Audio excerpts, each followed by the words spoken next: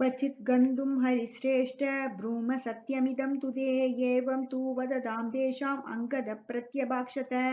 बाडां गच्छाम इत्युक्त्वा उत्पपाद महीदलात् उत्पतन्दमनुद्वेदु सर्वे ते हरियूदवः कृत्वाकाशं निराकाशं यन्त्रोत्क्षिप्ता इवाचला तेऽम्बरं सहसोन्मत्य वेगवन्द प्लवङ्गमा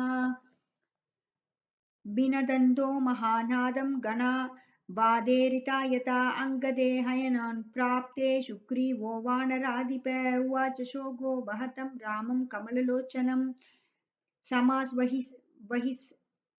वसिः भद्रं ते दृष्टा देवी न संशय नागन्तुमिह शक्यं दैरदीदे समये हि न मत्सा कासमागेच्छेत् कृत्ये हि विनिबादिते युवराजो महाबाहो प्लवतां प्रवरोऽङ्गद यत्यभ्य कृतकृत्यानामीदृश स्यादुपक्रम भवेत् स दीनवदनो भ्रान्तविप्लुतमानसः पितृपैतामहं चैत पूर्वैकैरभिरक्षितं न मे मधुवनं हन्याद हरुष्टपल्लवकेश्वर कौसल्या सुप्रजा रामा क्षमाश्वसिः सुव्रतः दृष्टा देवी न सन्देहो न चान्येन हनूमता न हन्यकर्मणो हेतु साधनेष्य हनूमतः।